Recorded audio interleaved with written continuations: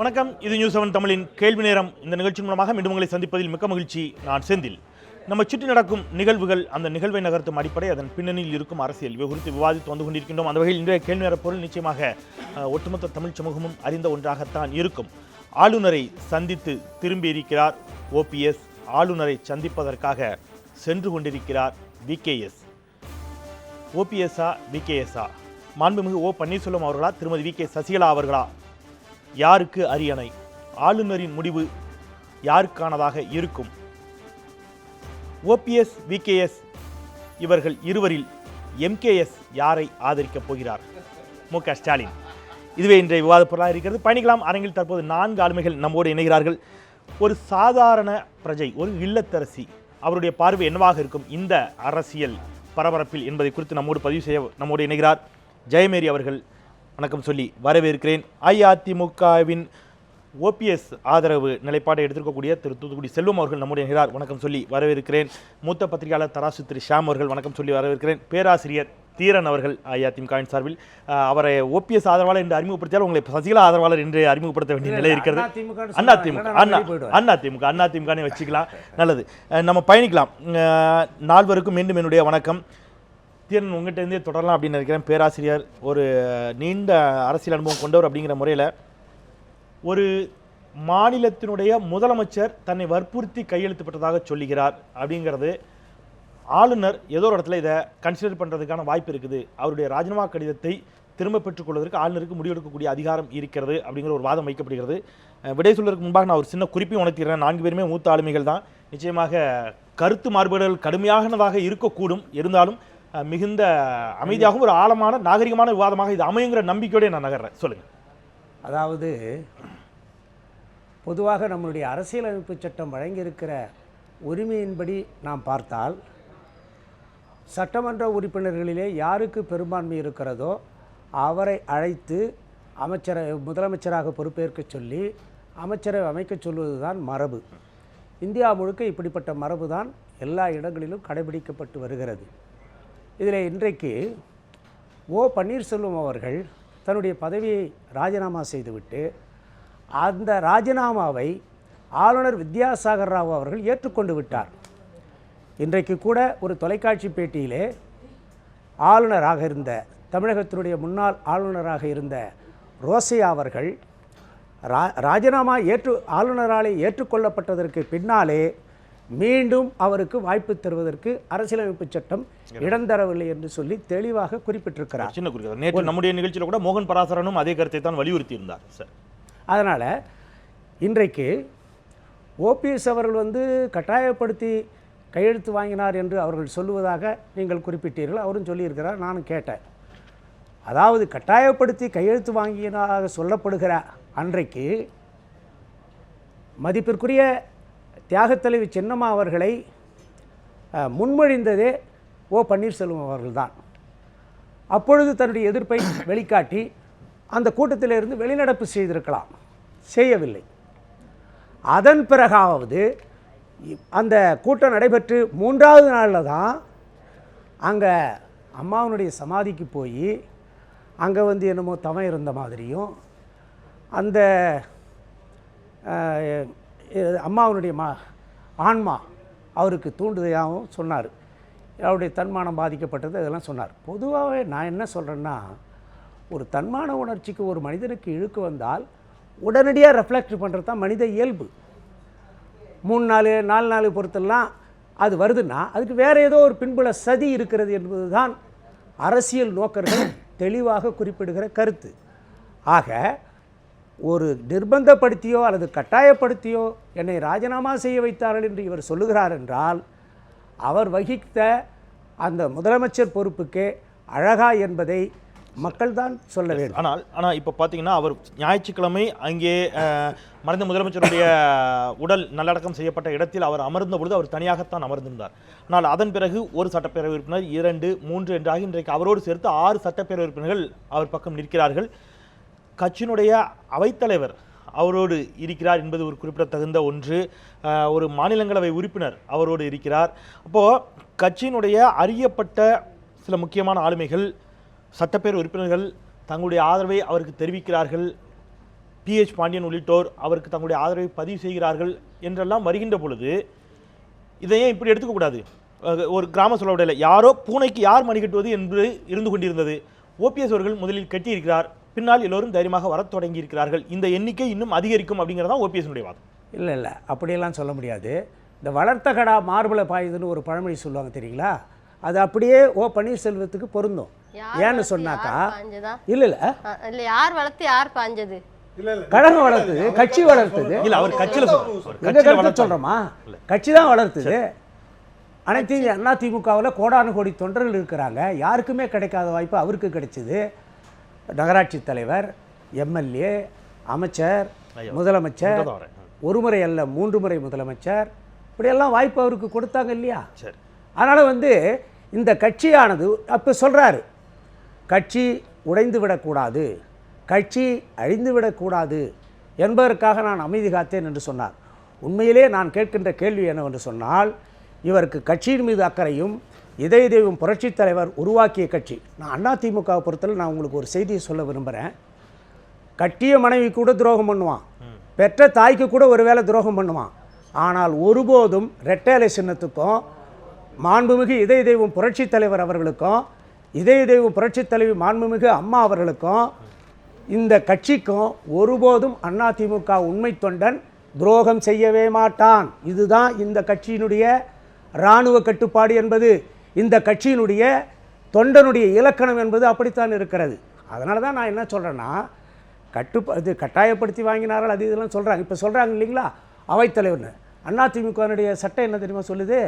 அவைத்தலைவர் என்பவர் யார்? பொதுக்குழு உறுப்பினர்களால் தேர்வு செய்யப்படுகிறவர். பொதுக்குழு உறுப்பினரால் தேர்வு செய்யப்பட்டவர் தான் மாண்புமிகு மதிப்பிற்குரிய சின்னம்மா அவர்கள். அன்றைக்கு பொதுச்செயலாளராக தேர்வு செய்வதற்கு கூட உறுதியாக இருந்து முன்மொழிந்து அந்த ஆணையை கொண்டு போய் கொடுத்தவரே மாண்புமிகு மறைந்த முதலமைச்சர் செல்வி ஜெயலலிதா அவர்கள் உள்ளபடியே தன்னுடைய அரசியல் வாரிசாக அல்லது தனக்கு பிறகு இந்த இயக்கத்தில் முதலமைச்சர் பதவி ஏற்பதற்கும் பொதுச்செயலாளர் பதவி ஏற்பதற்கும் தகுதியானவர் என்று மரியாதைக்குரிய திருமதி வி.கே. சசிகலா அவர்களை கருதியிருப்பார்களே என்று சொன்னால் ஒரு சட்டப்பேரவை உறுப்பினராகவாவது அவரை ஆக்கியிருக்கக்கூடும். ஆனால் நேரடி அரசியலில் எந்த இடத்திற்கும் அவர் அறிமுகப்படுத்தவில்லை என்பதோடு ஓபிஎஸ் அவர்கள் ஒரு கடிதத்தை காட்டுகிறார். நேரடி அரசியல் சார்ந்த பதவிகளில் நான் எந்த இடத்திற்கும் ஆசைப்பட மாட்டேன் என்று எழுதி கொடுத்த பிறகுதான் அவரை அம்மா உள்ளேயே சேர்த்துக் கொண்டார் என்றுதான் திரு ஓபிஎஸ் அவர்கள் சொல்கிறார். எனில் அவர் மறைந்த பிறகுதான் அதற்கு வர வேண்டியிருக்குதுன்னா, நீங்கள் குறிப்பிடுகின்ற உங்களுடைய அம்மா மறைந்த முதலமைச்சர் செல்வி ஜெயலலிதா அவர்கள் திருமதி வி.கே. சசிகலா அவர்களை அரசியலிலோ ஆட்சியிலோ எந்த இடத்திலும் அமர வைக்க அவர் விரும்பவில்லை என்பதை தானே இது உணர்த்துகிறது. நான் உங்களை திருப்பி கேட்குறேன், மாண்புமிகு இதய புரட்சித் தலைவி அம்மா அவர்கள் இருக்கும்பொழுது அவரை மீண்டும் கட்சியில் சேர்ந்த பிறகு கட்சியில் செயற்குழு உறுப்பினர்னா என்னன்னு தெரியுங்களா? ஒரு மாநில பொறுப்புக்கு இணையான பொறுப்பு. அதை கொடுத்தாங்களா இல்லையா? அப்போ அம்மா இருக்கிற வரையில் அம்மாவுக்கு இப்படியெல்லாம் நேரும் என்று யாருமே நினைத்து பார்க்கவில்லை. அதனால் அப்படிப்பட்ட ஒரு சூழ்நிலையில் அம்மாவுக்கு விட்ட தோழியாக, உடன்பரவா சகோதரியாக, தாய்க்கு தாயாக, அவருக்கு ஒரு பர்சனல் செக்ரட்டரியாக இருந்து அனைத்திலும், அதாவது மக்கள், பொதுமக்கள் மாண்புமிகு அம்மா, அதிகாரிகள் மாண்புமிகு அம்மா, இவர்களுக்கு இடையில ஒரு உறவு பாலமாக இருந்து அம்மா நீ அங்க சொல்றதா அவங்க கோரிக்கை இவங்களுக்கு இப்படிப்பட்ட பணிகளை செய்து கொண்டிருந்தவர் 33 ஆண்டு காலமா. பேராசிரியருடைய கருத்தை நான் முதல் சுற்று கருத்தை நான் அந்த எடுத்துக்கிறேன். திரு செல்வம், ஒரு முதலமைச்சர் சாதாரண மனிதர் அல்ல, ஒரு முதலமைச்சர் ஒரு மறைந்த முதலமைச்சருடைய மரணம் தொடர்பாக நீதி விசாரணைக்கு உத்தரவிடுவேன் என்பதை எப்பொழுது சொல்கிறார் என்று சொன்னால், அவர் இறந்த அடுத்த நாள்லையோ அதுக்கு அடுத்த நாள்லையோ அல்ல, அவருடைய பதவி பறிக்கப்பட்ட உடனே தான் அவருக்கு இது போன்ற தன்னுடைய தலைவின் மீது அதீதமான விசுவாசம் எல்லாம் வருகிறதோ அப்படிங்கிற ஒரு ஐயம். இதே மரியாதைக்குரிய மாண்புமிகு தமிழகத்தினுடைய இப்பொழுது காபந்து முதலமைச்சராக இருக்கக்கூடிய திரு ஓபிஎஸ் உள்ளிட்ட அத்தனை பேரும் சேர்ந்து தான் சொன்னீர்கள். நீங்கள் இதே அரங்கில் பதிவு செய்திருக்கிறீர்கள், அம்மா நல்லா இருக்கிறாங்க, வீட்டுக்கு வந்துடுவாங்க, நாங்கள் பார்த்தோம், நாங்களாம் கை கொடுத்தோங்கிற மாதிரி தான் அவரும் பேசினார். இப்போது அதில் நாங்கள் நீதி விசாரணைக்கு உத்தரவிடுவோம், இப்படி அல்ல அப்படி அல்லங்கிறதெல்லாம். அப்போ என்னுடைய கேள்வி என்பது, எல்லோருக்குமே ஏதோ இடத்துல அந்த நாற்காலியை விட்டு விடுவதற்கு மனதில்லை சார். அந்த நாற்காலி முக்கியம், இன்க்ளூடிங் ஓபிஎஸ், ரைட்? இல்லை, கொஞ்சம் ஒரு நிமிஷம் நான் முடிச்சிடறேன். அதாவது 2001ஆம் ஆண்டிலும் சரி 2011ஆம் ஆண்டிலும் சரி மாண்புமிகு புரட்சித் தலைவி அம்மா அவர்களுக்கு ஒரு அரசியல் நெருக்கடி, சட்ட ரீதியான நெருக்கடி ஏற்பட்ட பொழுது மாண்புமிகு புரட்சித் தலைவி அம்மா அவர்களால் முதலமைச்சர் பதவியை அண்ணன் ஓபிஎஸ் இடத்துல ஒப்படைக்கிறாங்க. ஓபிஎஸ் யார் அறிமுகப்படுத்தினார்கள்? மாண்புமிகு அம்மா இல்ல கிடையாது. அறிமுகப்படுத்தினார்கள். ஒண்ணு கேளுங்க, இன்னொரு விஷயம், யாரை அறிமுகப்படுத்தினாலும் உங்களுடைய ஆளுமை தான் உங்களை வந்து நிலைநிறுத்த முடியும். நான் ஒண்ணு கேளுங்க, நான் ஒரு விஷயம் என்ன கேட்டீங்கன்னா, ஒண்ணு கேளுங்க, என்னை நீங்கள் உங்கள் தொலைக்காட்சியில அழைத்து விவாதத்துக்கு கூப்பிடுறீங்க. நான் என்னுடைய வாத திறமையால் அல்லது நடந்து கொள்கிற நாகரிகமான முறையினால் தான் என்னை நான் வந்து நிலைப்படுத்திக்கிறேன். அது வந்து செல்வி ஜெயலலிதா அவர்கள் இருக்கின்ற பொழுது செல்வி ஜெயலலிதா அவர்கள், நான் முடிச்சிடறேன், டிடிவி தினகரனால் அறிமுகப்படுத்தப்பட்டிருந்தாலும் கூட திரு ஓபிஎஸ் மீது அளப்பரிய மரியாதை வைத்திருந்தால், நம்பிக்கை வைத்திருந்தால், புரியுது, நான் முடிச்சிடறேன், கேள்வி முடிச்சிடறேன், புரியுது. ஆனால் செல்வி ஜெயலலிதா அவர்கள் மறைந்த பிறகு அவருக்கு அந்த பதவி யார் கொடுத்தா? நீங்க அவர்களை யார் அறிமுகப்படுத்துற? இப்படி ஒரு நான் கேக்குது, செல்வி ஜெயலலிதா அவர்கள் மறைந்த பிறகு, ஓபிஎஸ் அவர்களை முடிச்சிடறேன். ஓபிஎஸ் சொல்றாரு சார், ஓபிஎஸ் சொல்றாரு அம்மா இல்ல, நான் முடிச்சிடறேன், நான் கேள்விதான். ஓபிஎஸ் தான் சொல்றாரு அம்மா மறைந்த பிறகு நீங்க தான் இப்ப முதலமைச்சர். நான் வேண்டாம் தான் சொன்னேன், அப்படி சொன்னார்ல. நான் சொன்னேன் அவர்களிடம், தட் மீன்ஸ் திருமதி வி.கே. சசிகலா அவர்களிடம் நீங்க வாங்கன்னு அவங்க சொன்னாங்க. நான் இப்ப என்னால ஏத்துக்க முடியாது, நீங்க தான் இருக்கணும்னு அவங்க தான் என்ன உட்கார்த்தி வச்சாங்க. இப்பவும் என்ன சொல்றேன்னா, 1.5 கோடி தொண்டர்களை கொண்ட அனைத்து இந்திய அண்ணா திராவிட முன்னேற்ற கழகம் பாதுகாப்பாக இருக்க வேண்டும் என்று அந்த இயக்கத்தினுடைய தொண்டர்கள் விரும்புகிறார்கள். இந்த நேரத்தில் கூட என்னுடைய தாழ்மையான கருத்து, காலம் கெட்டுவிடவில்லை. அனைத்து இந்திய அண்ணா திராவிட முன்னேற்ற கழகம் மாண்புமிகு புரட்சித் தலைவி அம்மாவினுடைய இயக்கம் சிதைந்து விடக்கூடாது, சேதப்பட்டு விடக்கூடாதுங்கிறது ஒன்று. அதே நேரத்தில் வந்து அண்ணன் ஓபிஎஸ் அவர்களை பொறுத்தவரையில் இயக்கத்தினுடைய ராஜ விசுவாசி. 2001 2011 சரி, மாண்புமிகு புரட்சித் தலைவி அம்மா அவர்கள் எப்படி அந்த அவரிடத்தில் முதலமைச்சர் பதவி ஒப்படைத்தார்களோ, அந்த பதவியை, ராமனின் பதவியை, ராமன் ஒப்படைத்த அயோத்தியை எப்படி பரதன் பாதுகாத்து அப்படியே ராமனிடம் ஒப்படைத்தாரோ, அதை போலவே அண்ணன் மாண்புமிகு ஓபிஎஸ் அவர்கள் அம்மாவிடத்தில் ஒப்படைத்தார்கள். அம்மாவினுடைய ராஜ விசுவாசி, அதை விட விசுவாசி திரு செங்கோட்டையன். இவராவது ஜானகி அணியிலிருந்து ஜெயனிக்கு மாறியவர். தொடக்கத்தில் வரைக்கும் அந்த கட்சியில செங்கோட்டையன் ஒரு புது சர்ச்சைகள் விசுவாசம் அடிப்படை ஸ்கேல்னா அவரே விசுவாசி. ஒரு விஷயம், ஒரு புது சர்ச்சைகளை நான் உருவாக்க விரும்பல. அதுக்கு பிறகு செங்கோட்டையன் அவர் மேல எடுத்த நடவடிக்கைகள் என்ன, இதெல்லாம் நான் இதுக்குள்ள வரல, வேண்டாம். நான் இப்ப என்ன சொல்றேன்னா, இப்பொழுது டிசம்பர் மாதம் 5ஆம் தேதி மாண்புமிகு புரட்சித் தலைவி அம்மா அவர்களை காலம் கைகொண்டு விடுகிறது. அதுக்கு பிறகு ஒரு நெருக்கடியான, ஒரு அசாதாரணமான சூழ்நிலை அனைத்து இந்திய அண்ணா திராவிட முன்னேற்ற கழகத்திலும் தமிழ்நாடு அரசியலும் ஏற்படுகிறது. அண்ணன் ஓபிஎஸ் அவர்கள் முதலமைச்சராக வராங்க. கடந்த 5ஆம் தேதி அவரே முன்மொழிந்து, ஏன் பொதுக்குழுவில் மரியாதைக்குரிய சின்னம்மா சசிகலா அம்மா அவர்களை அவரே முன்மொழிந்து பொதுச் செயலாளர் சின்னம்மானே சொல்றது எனக்கு ஒன்றும் நெருக்கடி இல்லை. இன்னும் கூட என்னை விட வயதில் மூத்தவங்க, அதனால எனக்கு ஒன்றும் அதில் ஒன்றும் சங்கடம் கிடையாது. அப்படி சொல்றதுனாலேயே அப்படி சொல்றதுனாலேயே என்னுடைய தகுதியை நான் வந்து குறைத்துக்கிறதா இருந்தோ அல்லது நான் பணிஞ்சு போறதா நீங்க நினைக்க வேண்டியதில்லை. அது வேற, இது வேற. அதே நேரத்தில் அவங்கள பொதுச் செயலாளராகவும் அதுக்கு பிறகு இந்த கடந்த 5ஆம் தேதி முதலமைச்சராக இவரை முன்மொழிகிறார். இல்லைன்னு நான் சொல்லலை. அதற்கு பிறகுதான் வந்து ஒரு அரசியல் சட்ட பிரச்சனை எப்படி வருதுன்னு கேட்டீங்கன்னா, நீங்க தான் சொன்னீங்க, என்னை கட்டாயப்படுத்தி வற்புறுத்தி இப்படி ஒரு நெருக்கடியான நிலைக்கு, அது முதலமைச்சர் பதவியை ராஜினாமா செய்வதற்கும் புதிய முதலமைச்சராக அவர்களை முன்மொழிவதற்குமான ஒரு தேவையை, அவசியத்தை இவங்க ஏற்படுத்துறாங்க. கட்டாயப்படுத்தினா ஓபிஎஸ் கையெழுத்து போட்டுருவார் எதுல வேணாலும். கேளுங்க சார்,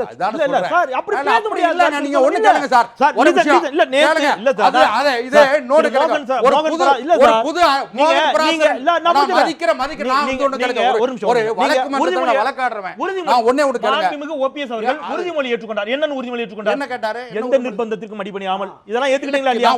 எந்த கட்டாயத்திற்கும் அடிபணியாமல் ஏத்துக்கிட்டீங்களா இல்லையா? இப்போ வந்து பாலிஸ் இன் தி கோர்ட் ஆஃப் கவர்னர், கேளுங்க, கவர்னர் ஹஸ் டு டிசைட். நான் ஒண்ணு கேளுங்க சார், ஒரே ஒரு விஷயம். இப்போ நீங்க ஒரு விஷயம், நான் இப்போ என்ன விஷயம்னு கேட்டீங்கன்னா, கவர்னர் முடிவெடுக்கணும்.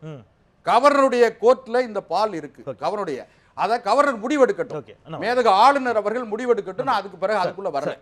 ஆனா ஆளுநர் அவர்கள் ஃப்ளோர் டெஸ்டுக்கு கேளுங்க, சொல்லி முடிக்க. ஒரே ஒரு செய்தி மட்டும் பதிவு. இப்பொழுது பொதுச் செயலாளர் பதவி காலியாக இருந்தது. மரியாதைக்குரிய சின்னம்மா சசிகலா அம்மா வந்து அவங்க பொதுச் செயலாளர் ஆனாங்க. அதுல ஒன்றும் வேறுபாடு இல்லை. முதலமைச்சர் பதவி காலி இல்லை. இப்ப அந்த பதவியை காலி செய்து விட்டு இவர்கள் அந்த பதவிக்கு வர வேண்டும் என்கிற அவசியம் என்ன வந்தது? சார், இந்த ஏக்கம் நன்றாக இருக்க வேண்டும். காரணம் நான் சொல்றேன். நான் சொல்லிடுறேன். ஓபிஎஸ் சொன்ன காரணம் நான் சொல்றேன். ஓபிஎஸ் சொன்ன காரணம் ஓபிஎஸ் ஏற்கனவே சொல்லிருக்காரு. என்னை விட தகுதியான நீங்க தான்மா, நீங்க ஏத்துக்கீங்கன்னு. நான் சின்ன மாட்ட அவர் பாசல நான் சின்ன மாட்ட நான் பேசல. நீங்க ஒண்ணே ஒண்ணு கேளுங்க. அதாவது ஓபிஎஸ் கிரவுண்ட் ரியாலிட்டி பாருங்க சார். கள நிலவரத்தை பாருங்க. கிரவுண்ட் ரியாலிட்டி தெரியாம 5ஆம் தேதி வி.கே. சசிகலா அவர்களை பதவி ஏற்பதற்கு ஓபிஎஸ் அழைத்தாரா? அண்ணன் ஓபிஎஸ் அவசரப்பட்டு விட்டார் என்றே கூட நான் ஒத்துக்கொள்கிறேன். என்னைக்கு 5ஆம் தேதி அவசரப்பட்டு விட்டார் என்றே நான் ஒத்துக்கொள்கிறேன். நான் மறுக்கல. 5ஆம் தேதி அவர் வந்து அந்த சட்டமன்ற உறுப்பினர் கூட்டத்தில் அவர் சட்டமன்ற உறுப்பினர் கூட்டத்தை புறக்கணித்திருக்க வேண்டும். அதே நேரத்தில் அவருக்கான நிர்பந்தம், அவருக்கான நெருக்கடி, இது வந்து கவர்னர் முடிவு பண்ண. நான் வந்துறேன் ஜெயமேரிட்ட. ஒரு சாமானிய பிரஜையாக இந்த அரசியலை எப்படி பாக்குறீங்க? இந்த அரசியல் இப்ப நடக்கிற இதல்ல தமிழகத்தில் நடைபெற்று கொண்டிருக்கக்கூடிய அரசியல். அதான் தமிழகத்துல என்ன நடக்குதுன்னு கேக்குறீங்க நீங்க.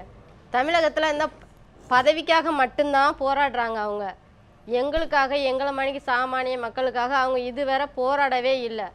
இன்னைக்கு பஸ்ஸை பிடிச்சி அங்கே போகிறாங்க, எங்கே போகிறாங்க, டெல்லிக்கு போகிறாங்க. நேற்று கிளம்புறாங்க, 3 ஆம்னி பஸ் பிடிச்சி கிளம்புறாங்க. எங்களுக்கு எவ்வளோ பிரச்சனை வந்தது. போனாங்களா இவங்க எல்லாரும்? எத்தனை பேர் விவசாயிங்க செத்தாங்க, இவங்க போனாங்களா? தண்ணி இல்லாது கர்நாடகக்காரங்க வந்து 6 டிஎம்சி தண்ணி கொடுக்கணும் உச்சநீதிமன்றம் தீர்ப்பு கொடுத்தது. 3000 கண்ணாடி நீர் டெய்லி கொடுக்கணும்னு சொல்லி சொன்னாங்க. ஒரு சொட்டு தண்ணி கூட எங்கிட்ட கிடையாது, நாங்கள் தரமாட்டோம், மழை வந்தால் பார்க்கலான்னு அவங்க சொன்னாங்க. கர்நாடகாரங்க சொன்னாங்க. அன்றைக்கே நீங்கள் இந்த பஸ்ஸை பிடிச்சி போகலை எல்லாருமே. இன்றைக்கி நீங்கள் 2 பேரும் சண்டை போட்டுக்கிட்டு, அந்த பதவிக்காக சண்டை போட்டுக்கிட்டு, ஒருத்தருக்கு ஒருத்தர் குத்து நாடிக்கிட்டு, இதுக்காக தானே உண்மை வெளியே வருது. இதுக்கு முன்னாலேயே நீங்கள் இதெல்லாம் செய்யலை. நீங்கள் இதை இப்படி இதை எதிர்பார்க்கும்போது நான் ஒன்று என் மனசில் நீங்கள் தான் தொடர போகிறீங்க. சரி, திரு ஆளுநர் மாளிகைக்கு திருமதி சசிகலா அவர்கள் சென்று கொண்டிருக்கிறார். அந்த காட்சியில் பார்க்கலாம். நான் திருப்பி வரேன். நீங்கள் பேசுங்க. இன்னும் பக்கத்தில் போல அவங்க ஆளுநர் சந்திக்கும் போது நம்ம அந்த காட்சியில் பார்க்கலாம். தொடருங்க. இல்லை, இப்போ வந்து இவங்க வந்து அவங்க சண்டை போட்டாங்க, அவங்க என்னை மிரட்டினாங்க, என்னை இது பண்ணாங்க, அதனால நான் வெளியில் நான் கையெழுத்து போட்டு கொடுத்துட்டேன், வச்சுட்டேன் அப்படின்ட்டு இவர் சொல்கிறாரு. பன்னீர்செல்வம் ஐயா சொல்கிறாரு. சரி, அவர் மனசாட்சி உறுத்துனது, அதனால தான் நான் வந்து சொன்னேன். சரி, எல்லாருக்கும் மனசாட்சி உறுத்துற மணிக்கு அவர் உறுத்தி இருக்குது, உள்ளதை வந்து சொல்லிட்டாருன்னு. சரி, பதவியை விட்டு கொடுத்துட்டாரு. இவங்க இவர் பதவிக்கு ஆசைப்படுற பன்னீர்செல்வம் அவர் வந்து பதவிக்கு ஆசைப்படுறாருன்னு இவங்க சொல்கிறாங்க. நீங்களும் அந்த பதவிக்காக தானே சண்டை போட்டுக்கிட்டு இருக்கீங்க. நீங்கள் அப்போ வேணான்னு விட்டுட்டு போக வேண்டியதானே? எல்லாருமே அதுக்கு தானே சண்டை போடுறீங்க, மக்களுக்காக யாருமே சண்டை போடல. ஆசைப்படுகிறார் என்று சொல்லக்கூடிய பன்னீர்செல்வமும் பதவியை விட தயாரில்ல. பன்னீர்செல்வம் பதவிக்கு ஆசைப்படுகிறார் என்று சொல்லக்கூடிய சசிகலாவும் பதவியை விட தயாரில்ல. இன்னொரு விஷயம் சொல்கிறேன். இவர் வந்து 2 மாதம் கிட்டத்தட்ட ஆகப்போகுது. அம்மா இறந்து 2 மாதத்துல இவர் தான் இருக்கிறாரு. 2 மாதமும் கரெக்டாக தான் போயிட்டு இருக்கு, எந்த பிரச்சனையும் வரல, கரெக்டாக தான் போயிட்டு இருக்குது. இதுல என்ன ப்ராப்ளம் வந்தது? நீங்க திடீர்னு ராஜினாமா பண்ண சொன்னீங்க அவங்கள. ஏன் நாங்க நிம்மதியா இருக்க கூடாதா? விவசாயிகள பிரச்சனையிலையும் நீங்க யாருமே போகல. ஜல்லிக்கட்டு எப்பனாலும் பொங்கலோட ஜல்லிக்கட்டு நடக்கணுங்க எல்லாருக்குமே தெரியும். எல்லாருக்கும் தெரிஞ்ச விஷயம். தடை போட்டு 2-3 வருஷம் ஆயிட்டுன்னு தெரியும். இந்த பசங்க எல்லாம் காலேஜ் பசங்க எல்லாம் போய் மறியல் பண்றதுக்கு முன்னால நீங்க இதே மணிக்கு வண்டி பிடிச்சி போயிருக்கலாம்ல. அவங்க மறியல் பண்ணிட்டு இருந்ததுக்கு அப்புறம் தானே நீங்க ஓடுனீங்க அங்க. அதுக்கு முன்னால யாருன்னா போனீங்களா நீங்க? என்னைக்காவது நீங்க மக்கள் பிரச்சனைக்காக நாங்க டெல்லிக்கு போனோம் அப்படின்னு என்னைக்காவது இருக்கா? இன்னைக்கு சுற்றுலா பஸ்ஸை வச்சு சுத்திட்டு இருக்கிறீங்க ரோட்ல. எல்லோருமே தமிழகத்தில் நடைபெற்றுக் கொண்டிருக்கக்கூடிய நிலை என்பது அனைத்து அரசியல் கட்சிகளுமே தங்களுடைய அரசியல் லாபத்தை மட்டும் தான் பாக்குறாங்க, மக்களை யாருமே பார்க்கவே இல்லை. ஜெயமேரி கருத்து அப்படி எடுத்து நம்ம திரு வேலுச்சாமி அவரிடம் நகரலாம். இந்த அரசியல் சூழலை, ஏன்னா நீங்க தொடர்ச்சியாக அரசியல் களத்தை பார்த்து வந்த ஜெயஜா அணியை பிரிந்ததில் இருந்து பார்த்து வந்து ஆளுமைகள் அதுக்கு முன்னால் இருந்தே நீங்க அரசியல் களத்தில் காமராஜர் காலத்துல அதனால தான் கேட்கிறேன், அதையும் குறிப்பிட்டு தான் கேட்கிறேன். அங்கிருந்தே சொல்லுங்க. அதாவது இன்றைக்கு நடக்கிற இந்த பிரச்சனை என்பது வெறும் அதிமுக அந்த கட்சிக்குள்ளே நடக்கிற பிரச்சனையாக பார்ப்பது அது ஒரு சரியான பார்வை அல்ல. இது தமிழ்நாட்டில் இருக்கக்கூடிய 7.5 கோடி மக்களையும் பாதிக்கின்ற ஒரு பிரச்சனை உருவாகியிருக்கிறது. இதற்கு ஒரு பழைய சம்பவத்தை சொன்னால் எல்லோருக்கும் புரியும். இதே போன்ற ஒரு மோசமான நிலைமை முன்னாள் முதலமைச்சர் எம்ஜிஆர் அவர்கள் மறைந்ததற்கு பின்னால் இதே அதிமுகவிலே வந்தது. அப்படி வருகிற போது மத்தியில் அன்றைக்கு காங்கிரஸ் ஆட்சி இருந்தது. இவர்கள் இருவராக பிரிந்து அன்றைக்கு காங்கிரஸ் கட்சியில் 60 எம்எல்ஏக்கள் இருந்தார்கள். அன்றைக்கு முதலமைச்சராக இருந்த வி.என். ஜானகி அவர்கள் காங்கிரஸ் கட்சிக்கு நாங்கள் துணை முதலமைச்சர் தருகிறோம், பல அமைச்சர்களை தருகிறோம், கூட்டணி அமைச்சரை நடத்துவோம் என்று அவர் கேட்டபோது, நீங்கள் முதலிலே சொன்னீர்களே அரசியல்வாதிகள் எல்லோரும் சுயநலத்தோடு இருக்கிறார்கள் என்று, அப்படி ஒரு சுயநல எண்ணத்தோடு காங்கிரஸ் இருந்திருக்குமானால் துணை முதலமைச்சர் பதவி, அமைச்சர் பதவியோடு கூட்டணி சர்க்காரிலே அமர்ந்திருக்கக்கூடும். ஆனால் அன்றைக்கு பிரதமராக இருந்த ராஜீவ்காந்தி அவர் தலைவர் அவர்கள் சொன்னார், எங்களுக்கு அமைச்சர் பதவி என்பது இரண்டாம் பட்சம் தான். தமிழ்நாட்டில் ஒரு நல்ல நிலையான ஆட்சி வேண்டும். அதுவும் குறிப்பாக இந்த அதிமுக சிதறண்டு போய்விடக்கூடாது, அது ஒன்றாக இருக்க வேண்டும். அதுதான் என்னுடைய வேண்டுகோளை ஒழிய எனக்கு அமைச்சர் பதவி அல்ல என்ற அந்த அழுத்தத்தை தந்து இரண்டாக இருந்த அதிமுகவை ஒன்றாக ஆக்கி அவர்களுக்கு தடை செய்யப்பட்டிருந்த அந்த சின்னத்தையும் அவர்களுக்கு பெற்று தந்து அந்த கட்சியை மீண்டும் பலம் பொருந்திய ஒரு கட்சியாக வருவதற்கு அவர் காரணமாக இருந்தார். ஆனால் இன்றைக்கு காங்கிரஸ் இல்லாதவருடைய கோளாறு, மத்தியிலே வேறொரு காட்சி இருக்கிற நேரத்தில் இரண்டாக இருந்த அதிமுக ஒன்றாக வேண்டும் என்று காங்கிரஸ் ஆட்சியும் காங்கிரஸ் தலைவர்கள் நினைத்தார்கள். ஒன்றாக இருக்கிற அதிமுகவை இரண்டாக நான்காக சுக்கலாக உடைக்க வேண்டும் என்கிற நினைப்போர் இருக்கிறார்கள். இது ஒரு ஜனநாயக படுகொலை. ஒரு சின்ன குறுக்கிடுதாயா, திருமதி சுப்புலட்சுமி ஜெகதீசன் அவர்கள் திராவிட முன்னேற்ற கழகத்தினுடைய துணை பொதுச்செயலாளர் இன்றைய செய்தியாளர் சந்திக்கின்ற போது சொன்னார், ஓபிஎஸ் அவர்கள் ஆதரவு கோருவாரே என்று சொன்னால், சட்டப்பேரவையில் ஓபிஎஸ் அவர்கள் ஆதரவு கோரினால் எங்களுடைய ஆதரவு ஓபிஎஸ் அவர்களுக்கு கொடுப்போம், வாக்கெடுப்பில் நம்பிக்கை வாக்கெடுப்பில் திராவிட முன்னேற்ற கழகம் ஓபிஎஸ்ஐ ஆதரிக்கும் என்று சொன்ன உங்களுடைய தோழமை கட்சியினுடைய திராவிட முன்னேற்ற கழகத்துடைய பார்வையை இப்ப எப்படி பார்க்கிறது? இல்ல, நான் தெளிவா சொல்லிட்டேன். ஒரு ஆளுங்கட்சி தமிழ்நாட்டில் இருக்கக்கூடிய ஏழரை மக்கள் எல்லா கட்சியும் மக்களுக்கு நன்மை செய்யதானே, மக்களுக்கு துன்பம் தருகின்ற செயல் வராமல் தடுப்பதுதான் ஒரு அரசியல் கட்சியுடைய நோக்கமாக இருக்கும். எங்களுக்கு அமைச்சரவையில் பதவி தருகிறேன் என்று சொல்லுகிற போது அதை நிராகரித்து விட்டு நீங்கள் ஒன்றாக இருங்கள், பலமாக இருங்கள் என்று காங்கிரஸ் சொன்னது. இன்றைக்கு ஏன் இந்த பிரச்சனை வந்தது? இது இயற்கையாக வரவில்லை, செயற்கையாக உருவாக்கப்பட்டிருக்கிறது. தமிழ்நாடு என்பது இந்தியாவில் இருக்கக்கூடிய மாநிலங்களில் மிகப்பெரிய 4 மாநிலங்களிலே ஒன்று. இப்படிப்பட்ட இந்த மாநிலத்தில் ஒரு தனியாக ஒரு ஆளுநரை இதுவரை நியமிக்காமல் இருக்கின்ற அந்த நரித்தந்திரத்தை மத்திய அரசு செய்கிறது. தனக்கு ஆதரவே இல்லாவிட்டாலும் கூட வரப்போகின்ற ஜனாதிபதி தேர்தலில் அவர்களுக்கு தமிழ்நாட்டினுடைய இந்த ஓட்டு தேவை. ஒன்று, ஒட்டுமொத்தமாக அவர்களுக்கு ஆதரவு வேண்டும், அதற்கான நிர்பந்தத்தை தருவது, இல்லை என்றால் இந்த ஆட்சியை முடக்குவது, இதுதான் அவருடைய நோக்கமாக இருக்கிறது என்பதை நான் பகிரங்கமாக குற்றம் சுமத்துகிறேன். இது அதிமுக பிரச்சனை அல்ல, தமிழ்நாட்டு ஒட்டுமொத்த தமிழர்களுடைய பிரச்சனை. தம்மை அவமானப்படுத்துகின்ற அந்த அரசியல் சக்திகளை எதிர்த்து எல்லோரும் சேர்ந்து ஒன்றாக போராட வேண்டிய ஒரு சரியான காலகட்டம் என்றே நான் நினைக்கிறேன். நீங்க சொன்ன கருத்துல உங்களுடைய ஒரு வார்த்தையில மட்டும் கேள்வி நேரத்தால் ஏற்றுக்கொள்ள முடியாத வார்த்தை மத்திய அரசின் மீதான தந்திரம் அப்படிங்கறதோடு சேர்த்து நரித்தந்திரம்ங்கிற வார்த்தையை நிச்சயமாக அந்த மாதிரியான வார்த்தைகளை ஏற்றுக்கொள்ள முடியாது, உடன்படவே முடியாதுங்கிறத சொல்லிட்டே நான் திரு ஷியாம் அவர்கிட்ட நகர்றேன். இதுல இன்றைய பாரதிய ஜனதா கட்சியின் மீதான பார்வை விமர்சனத்தை வைத்துட்டு அன்றைய காங்கிரஸ் மீதான பார்வை விமர்சனத்தை அவர் வைத்தார். திமுக இதில் பண்ணக்கூடிய ரோல் அப்படிங்கிறது, ஏன்னா ஓபிஎஸ் அவர்களுக்கு 118 எம்எல்ஏக்களுடைய ஆதரவு இருக்குமா அப்படிங்கிறது இமாலய கேள்வி. இந்த நிமிடம் வரை அப்படி இருக்கின்ற பொழுது 89 உறுப்பினர்களை வைத்திருக்கக்கூடிய திராவிட முன்னேற்ற கழகம், 8 காங்கிரஸ் உறுப்பினர்கள் மற்றும் ஒரு இந்திய முஸ்லீம் லீக்கினுடைய உறுப்பினர், 98 உறுப்பினர்களுடைய ஆதரவு யாருக்கு என்பது ஒரு கேள்வியாக இருக்கும். காங்கிரஸ் விட்டுங்க, அவர்கிட்ட கேட்கலாம். 89 திமுக உறுப்பினர்களுடைய ஆதரவு நாங்கள் ஓபிஎஸ்க்கு கொடுப்போம் என்று சொல்லியிருப்பதை எப்படி எடுத்துக்கிறது? இந்த பொலிட்டிக்கல் கேமை ஓபிஎஸ் விகேஎஸ்க்கு இடையில் எம்கேஎஸ் வந்து 3 கடிதம் இருக்குங்கிறத எல்லாருமே மறக்கிறோம். ஒன்று ஓபிஎஸ் அவர்கள் கொடுத்த ராஜினாமா கடிதம், 2வது வந்து கவர்னர் கொடுத்த அக்செப்டன்ஸ் லெட்டரு, 3வது வந்து ஓபிஎஸ் வந்து பிரதமருக்கு எழுதின நன்றி கடிதம். சரி, ஒரு ப்ரெஷர்ல அவர் ராஜினாமா கடிதம் வாங்கியிருந்தா இப்போ நன்றி கடிதம் எழுதுற வரைக்கும் அந்த ப்ரெஷர் எங்க போயிருந்ததுங்கிற இயற்கையான கேள்வி இருக்குல்ல. தட் மீன்ஸ் என்னுடைய ராஜினாமா ஏற்றுக்கொண்டதற்கு நன்றி இல்ல அப்படி சொல்றேன், எனக்கு இதுவரைக்கும் கொடுத்த ஒத்துழைப்பு அப்படிங்கும்போது அண்டர் டியூரஸ்ங்கிறது வாதம். எனக்கு அழுத்தம் கொடுத்து வாங்கினாங்கிறது. ஆனா அதுக்கு பிறகு நன்றி கடிதம் கொடுத்திருக்கிறாரு. அந்த அது வந்து ஒரு சரியான வாதமா? ஆனா அவர் நன்றி கடிதம் அழுத்தம் கொடுத்து கொடுக்கப்பட்டதா இது வரைக்கும் சொல்லவும் இல்ல. இல்ல, நன்றி கடிதம் கொடுத்தாலே வந்து அதுக்கு பின்னால நான் சொன்ன நரித்தந்திரமே இருக்கு.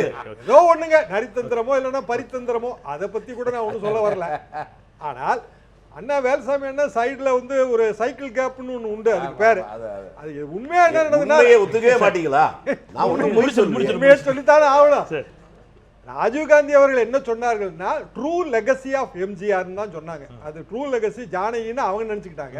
நம்மளும் அப்படிதான் நினைப்போம், எம்ஜிஆர் அவர்களின் விதவை மனைவின்னு. இன்னும் ட்ரூ லெகசி தான் எனக்கு நான் தான் அப்படின்னு ஜெயலலிதா நினைச்சிருக்கலாம். ஆனா Rajiv Gandhi true legacy of MGR யாருன்னு நினைச்சாருன்னு யாருக்கும் தெரியாது. மொத்தத்துல தேர்தல் வந்து முடிஞ்சது. அதை நோக்கித்தான் வந்து தமிழ்நாட்டு நிலைமை இப்பவும் போயிட்டு இருக்குது. காரணம், இயல்பாக வந்து இது ஒரு பிரச்சனையா மாறினால் திருமதி வி.கே. சசிகலா அவர்களுக்கு கவர்னர் இன்று கடிதம் கொடுத்து விட்டால் அவர் வந்து அவரோட மெஜாரிட்டியை ப்ரூவ் பண்ணுவார். இல்லை முதல்ல வந்து ஓபிஎஸ்க்கு கடிதம், அவர் மெஜாரிட்டியை ப்ரூவ் பண்ணலைன்னா அடுத்தாப்புல இவங்களை கூப்பிடுவேன் இப்படிங்கிற மாதிரியான நரித்தந்திரம் தானே அது. இல்ல அதேதான், அதை விட இன்னும் சூப்பர் தந்திரம். அந்த தந்திரம் இவர் சொல்ற தந்திரம் எடுக்கப்பட்டால் இது வந்து குழம்பும், கண்டிப்பா குழம்பும், தேர்தலை நோக்கி இது போயிடும். இல்ல உங்களுடைய ஆழமான அனுபவத்துல நேற்றும் நான் அதான் சொன்னேன், திரு சோலி சொராப்ஜி அவர் மத்திய அரசுடைய தலைமை வழங்கின சோலி சொராப்ஜி சொல்கிறார், நேற்று மோகன் பராசரன் சொல்கிறார், ஒரு விஷயத்தை குறிப்பிடுறாங்க, நீங்க ராஜினாமா கடிதத்தை திரும்ப பெற முடியாது, அதுல சட்டத்துக்கு இடம் இல்லை அப்படிங்கிற ஒரு விஷயத்தை குறிப்பிடுறாங்க. இன்னொரு விஷயம், மீண்டும் ஒருவேளை ஓபிஎஸ் நம்பிக்கை வாக்கெடுப்பு கோர வேண்டும் என்று சொன்னால் கூட அவையில் அவர் மீண்டும் முதலமைச்சராக பதவியேற்றால் மட்டும்தான் முடியும். முடியாது. எப்படின்னாங்க நம்பிக்கை வாக்கெடுப்பு, இப்ப உதாரணமா நான் தான் வச்சுக்கங்க, நான் நம்பிக்கை வாக்கெடுப்பு கோரணும்னா அதுக்கு ஒரு குறைந்தபட்சம் பிரைம் ஆஃப் ஃபேஸ், அதைத்தான் நான் சொல்றேன், அதற்கான வாய்ப்பு இப்போ இந்த நிமிடத்தில் அவர்கிட்ட இல்ல. 118 எம்எல்ஏக்கள் இல்ல, ஈவன் அவர் ஒரு 50 எம்எல்ஏ கூட இல்ல. அதுதான் சொல்றேன். அப்படி காரணம் என்னன்னா, அப்ப ஃப்ளோர் டெஸ்ட் வந்து நம்ம வந்து ராஜ்பவன்ல ஃப்ளோர் டெஸ்ட் நடத்தக்கூடாதுன்னு சொல்லி சுப்ரீம் கோர்ட் சொல்லுது. அப்ப சுப்ரீம் கோர்ட் சொல்லும்போது ஃப்ளோர் டெஸ்ட் அசெம்பிளியில் நடத்தணும். யாருக்கு முதல் வாய்ப்பு கிடைக்குன்னா, அதிக எம்எல்ஏக்கள் யார் வச்சிருக்காங்களோ அவங்களுக்கு முதல் வாய்ப்பு. அப்ப உதாரணமா ஒரு 50 எம்எல்ஏன்னு வைங்க, அவங்க வந்து கிட்டத்தட்ட 85 எம்எல்ஏனா திருப்பி அவங்களுக்கு போகும். ஓகே. ஆக இதுல வந்து ஃப்ளோர் டெஸ்ட் தான் பண்ணணும். அப்படி எடுத்துக்கிட்டா கூட திருமதி வி.கே. சசிகலா அவர்களுக்கான அந்த வாய்ப்பு ஒருவேளை மறுக்கப்பட்டால் அதற்கு அடுத்தது மெஜாரிட்டி எம்எல்ஏஸ் இருக்கக்கூடிய பார்ட்டி அப்படின்னு திராவிட முன்னேற்ற கழகம் தானே. திராவிட முன்னேற்ற கழகம் அந்த ஆட்டத்துக்குள்ள வராது. என்ன சொல்லணும்னா, நாங்க வந்து எதிர்க்கட்சியா இருக்கதான் எங்களுக்கு வந்து ஓட்டு போட்டிருக்காங்க, நாங்க தேர்தலை சந்திக்கிறோம் அப்படித்தானே எடுத்துக்காங்க. ராஜீவ்காந்தி அவர்களே அவர்களுக்கு வாய்ப்பு கொடுத்தப்பட்ட போது 89ல எங்களை எதிர்க்கட்சியா தான் தேர்ந்தெடுத்திருக்காங்க. 140 150 எம்பி வச்சிருந்தாங்க. அதனால நான் அந்த வாய்ப்பை பயன்படுத்த விரும்பல அப்படின்னு தான் அவர் சொன்னாரு. அப்படிதான் சொல்லுவாங்க எனி ப்ரூடன்ட் பொலிட்டிஷியன். சொல்லுங்க. அதாவது என்ன சொன்னாங்க, 50 எம்எல்ஏ இருக்காங்களா, 80 எம்எல்ஏ, இதெல்லாம் வந்து இனிமேல் வந்து முடிவு பண்ணணும். நாடும் பொழுதும் வந்து அண்ணன் மரியாதைக்குரிய அண்ணன் ஓபிஎஸ் அவர்களுக்கு ஒவ்வொருத்தராக வந்து ஆதரவு தெரிவிச்சுக்கிட்டே இருக்காங்க. அது கட்சி அமைப்பில் இருக்கிற நிர்வாகிகளாக இருக்கட்டும், சட்டமன்ற உறுப்பினர்களாக இருக்கட்டும். இன்னும் கூட ஒரு செய்தி என்னன்னா, சட்டமன்ற உறுப்பினர்களை சுதந்திரமாக இயங்க விட்டால், சுதந்திரமாக இயங்க விடவில்லை என்கிற செய்தி ஊடகத்தின் மூலமாகவும் சரி மற்றவர்கள் மூலமாக அது ஒரு பதிவு இருக்கு. சுதந்திரமாக இயங்க விட்டால் அண்ணன் ஓபிஎஸ்ஐ ஆதரிப்பதற்கு பெரும்பான்மை சட்டமன்ற உறுப்பினர்கள் தயாரா இருக்காங்க. இன்னும் கூட நான் என்னன்னு கேட்டீங்கன்னா, இதுல எத்தனை பேர் இருக்காங்க, அதுக்குள்ள வரல. ஒரு சாதாரண பிரஜையா அவங்க ஒரு சாதாரண பிரஜையா ஒரு கேள்வி வைக்கிறாங்க. நீங்க சொல்றீங்க வார்த்தைக்கு வார்த்தை, எல்லா எம்எல்ஏக்களுடைய ஆதரவும் எங்களுக்கு தான் இருக்குது, நாங்கள் அச்சப்படவே தேவையில்லை, அச்சம் என்பது மடமேடையா என்ற பாடல் எல்லாம் கூட நேற்று பாடி காட்டினா உங்களுடைய பொதுச் செயலாளர். எல்லா எம்எல்ஏக்களும் உங்களோட தான் இருக்கிறாங்க, உங்களுக்கு முழுமையான ஆதரவு கொடுக்குறாங்க, எந்த அச்சமும் பிரச்சனையும் இல்லைன்னா அவங்கவுங்க வீட்டில் இருக்கலாம். அவங்க சொன்ன மாதிரி ஒரு பேருந்து வச்சு அவங்கள வேற எந்த அணிக்கும் மாறிவிடக்கூடாது என்று கடுமையான பாதுகாப்புகள் எல்லாம் எதற்கு சார்? சகோதரிக்கு வந்து அரசியல் நடைமுறைகள் தெரிஞ்சிருக்கா இல்லையான்னு தெரியல. ஏற்கனவே ஒன்று சொல்கிறேன், இப்போ வந்து தமிழ்நாட்டு பாஸ்கர் ராவாக மாறி இருக்கக்கூடிய ஓ பன்னீர்செல்வம் அவர்களை இது ஒன்றும் நான் விளக்கம் சொல்கிறேன். அதாவது உடல்நலம் சரியில்லாம என்டிஆர் யாருன்னு சொல்லுங்க, அதான் சொல்ல வரேன், நான் விளக்கம் சொல்ல வரேன். நீங்க நடுவில் குறிக்கல, ரெண்டு பேரும் விளக்கம் சொல்றேன். நான் பேராசிரியர் சொல்லி ஒரு நிமிஷம் நான் முடிச்சேன். அதான் தொடக்கத்தில் சொன்னேன், ஆழமான ஆளுமைகள் 4 பேரும் அப்படின்னு சொன்னேன். பாஸ்கர் ராவ்னு ஒரு ஆளை ஒப்பிட்டு சொல்றது எப்படிங்க அன்பார்லிமெண்டரி வேர்ட் ஆகும்? நான் முடிச்சேன் சார், என்ன அரசியல் தெரியுது? நான் முடிச்சேன் ப்ளீஸ் வெயிட்.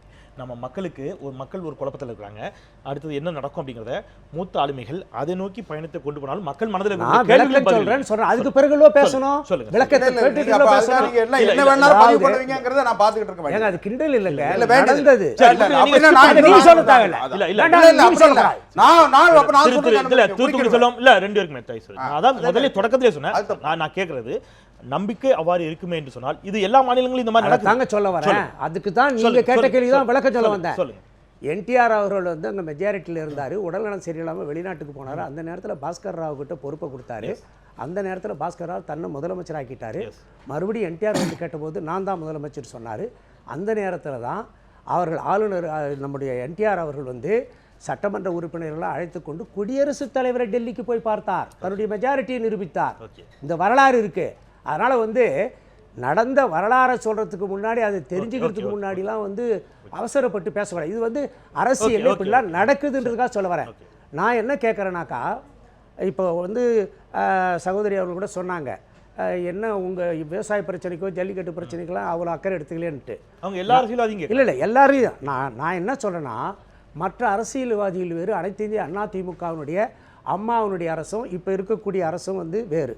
ஏன் நான் இதை சொல்கிறேன்னாக்கா, தமிழ்நாட்டினுடைய உரிமைகள் பாதிக்கப்படுகிற நேரத்திலெல்லாம் மத்திய அரசிடம் வாதாடி போராடியும் அல்லது முடியாவிட்டால் உச்சநீதிமன்றத்துக்கு சென்றும் உரிமையை நிலைநாட்டியவர் இதய தெய்வம் புரட்சித் தலைவி அம்மா அவர்கள். அது முல்லை பெரியாறு காவிரி நீர் பிரச்சனை, கச்சத்தீவு எல்லாத்துலேயுமே நீங்கள் எடுத்துக்கலாம். அந்த அளவுக்கு வந்து உரிமை நிலைநாட்டக்கூடிய. அதே மாதிரி இனப்படுகொலை நடந்த நேரத்தில் இனத்தை பாதுகாக்க வேண்டும் என்று சொல்லி அந்த அதுலேயும் உறுதியா நின்றவர்.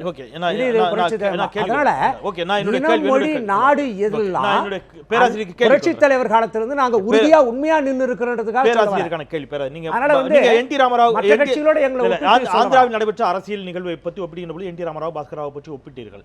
ரெண்டு விஷயம் தான். இப்போ மேபி நாளைக்கே வந்து ஆளுநர் தன்னுடைய ஏற்கனவே ஒரு உச்சநீதிமன்ற தீர்ப்புக்கு இந்த மாதிரி யாரையும் கூட்டு வந்து நீங்க வந்து அணிவகுப்பு நடத்தணுங்கிற கட்டாயம் இல்லை.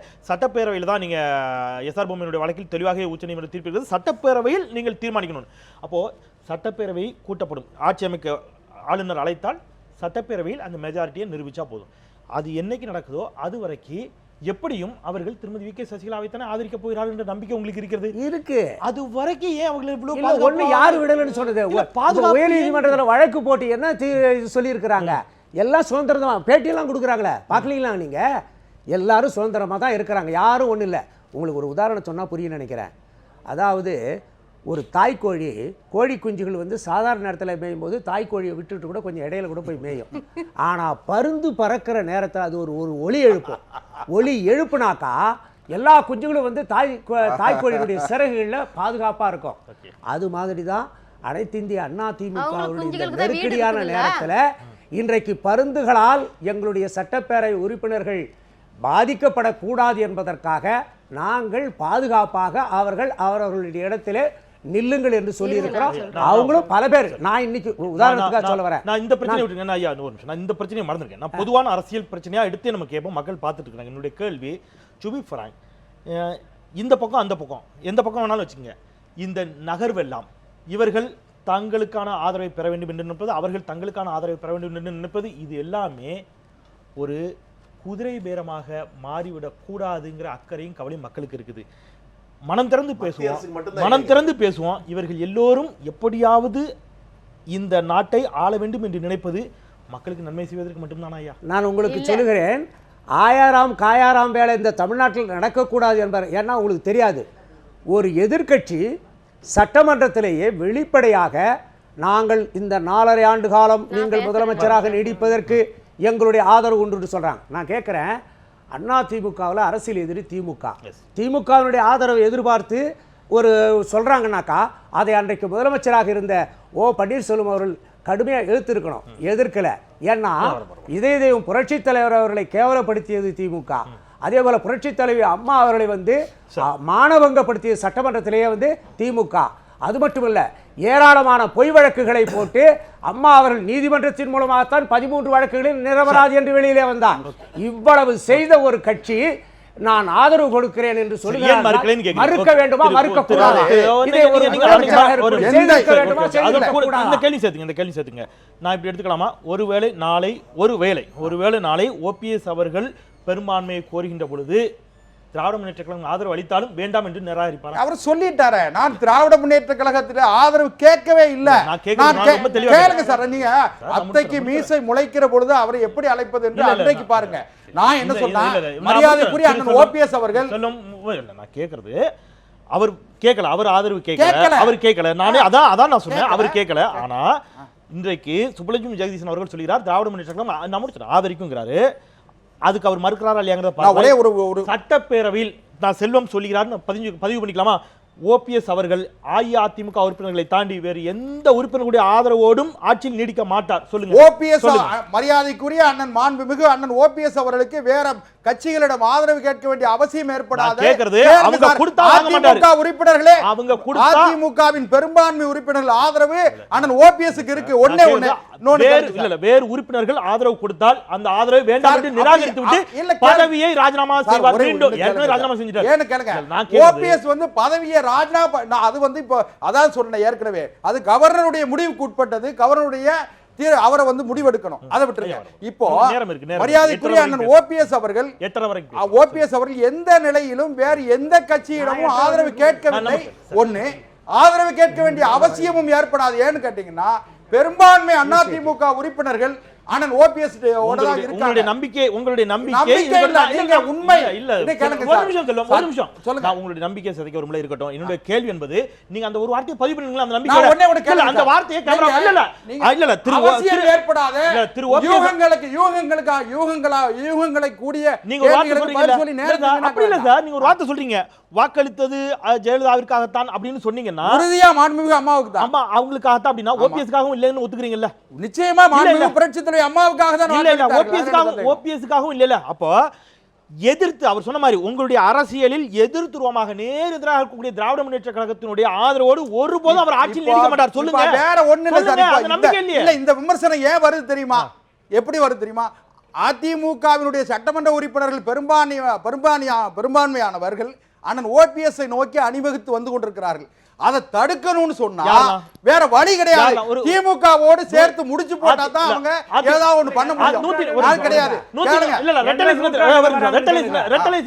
ரெட்டலை சின்னத்திலிருந்து 136 உறுப்பினர்கள் செல்வி ஜெயலலிதா அவர்கள் மறைந்த இடத்தில் 135 ஓபிஎஸ் அவர்களை விட்டுருங்க 134 ரைட். மீதி இருக்கக்கூடிய 3 பேரை தெரியும். இன்னும் ஒரு 10 பேர் பேரோட ஓபிஎஸ்க்கு ஆதரிக்கிறார். இல்ல நான் இல்ல எல்லா வியூகத்தையும் சொல்ல வேண்டிய அவசியம் இல்லை. இப்போ நீங்க இந்த நிகழ்ச்சிக்கு வர்றதுக்கு முன்னால கூட சத்தியமங்கலத்துல இருந்து ஒரு எம்எல்ஏ, அது யாருன்னு நான் சொல்ல வேண்டியது இல்ல, இப்படி தொடர்ந்து அண்ணன் ஓபிஎஸ்ஐ நோக்கி அணிவகுக்க தயாராக இருக்கிறார். ஒண்ணே ஒண்ணு கேளுங்க சார். ஒண்ணு இல்ல வர வரைக்கும் வியூகங்களை எல்லாம் வெளிப்படுத்துவது இப்படி எடுத்துக்கிறேன். வர வரைக்கும் ஆளுநர் வெயிட் பண்ணிட்டு இருக்காரு. இல்ல கேளுங்க சார். நீங்க வியூகங்களை எல்லாம் வெளிப்படுத்துறது வந்து ஒரு இல்ல வெளிப்படுத்துவது தந்திரங்களை எல்லாம் சொல்றது வந்து யுத்தகலத்துல அது வந்து அவசியம் இல்ல. அதே நேரத்துல எல்லாமே அரசியலே தந்திரம் தானே, அரசியலே நாடக மேடை தானே, தந்திர பூமி தான். அதுல ஒரே உண்மை சார். அரசியல் காய் நகர்த்துவது, அதுல வெற்றி கொள்வது, வெற்றி தான் சார் இலக்கு. எந்த அரசியல் சதிகளை எதிர்த்து மக்களை எதிர்த்து இல்ல, அது அவங்க அப்ப பதிவு பண்ற கேளுங்க. அரசியல்ல சதிகளை முறியடிப்பது, தந்திரங்களை முறியடித்து வெற்றி கொள்வதுதான் அரசியல் தந்திரமே. அதனால நீங்க அதை வந்து விட்டுருங்க. இன்னும் இப்போ இந்த என்ன பதிவு பண்றேன்னா, நீ இப்போ எழுதி வச்சுக்கிடுங்க. கிரவுண்ட் ரியாலிட்டி, அதாவது கள நிலவரம் என்னன்னு சொன்னா, தமிழ்நாட்டில் நீண்ட நெடுங்காலத்திற்கு பிறகு வர்தா புயல் வந்த 4 நாட்களுக்குள் தமிழ்நாட்டை மீட்டெடுத்த பெருமை அண்ணன் ஓபிஎஸ் மாண்புமிகு முதலமைச்சர் அண்ணன் ஓபிஎஸ் உடைய தலைமையிலான அரசு. ஜல்லிக்கட்டுக்கு மிகப்பெரிய அளவில் போராடி ஒரு அவசர சட்ட ஆர்டினன்ஸ் பாஸ் பண்ணது அண்ணன் மாண்புமிகு முதலமைச்சர் அண்ணன் ஓபிஎஸ். அப்படி ஒரு ஆர்டினன்ஸ் போட முடியுமா? முடியும். போட்டாச்சு. ஓகே போட்டாச்சு. அதுக்கு ஒப்புதல் வாங்க முடியுமா? வாங்கியாச்சு. அது நடத்த முடியுமா? நடத்தியாச்சுல. இதெல்லாம் அவங்க கேக்குறாங்க. மாணவர்கள் அத்தனை பேர் ஒட்டுமொத்த தமிழ் சமூகம் வீதிக்கு வந்து போராடுறாங்க. ஒரு விஷயம் சார், உங்களால முடியல. உங்களால முடியல. இந்த மாணவர்கள் போராடுறதுக்கு முன்னாடி நீங்க ஒத்துக்கிடுங்க சார். நான் கேக்குறது நடந்துட்டேங்கறத ஒத்துக்கிடுங்க. அப்ப இந்த அரசிடம் இருந்து இல்ல சார், இந்த அரசிடம் இருந்து சென்னை மாநகரத்தோட தண்ணீர் தேவைக்கு கிருஷ்ணா நேரம் வாங்கிட்டு வந்தாரே இல்லையா? இந்த அரசியலிடம் இருந்து நான் கேக்குறது சார், ஒரு நிமிஷம். காமராஜர் அங்க இருக்கிறார், அவர் திருச்செல்சாமி காமராஜர், அவங்க கேட்கறதுக்கு முன்னாடி கொடுத்த தலைவர் காமராஜர்.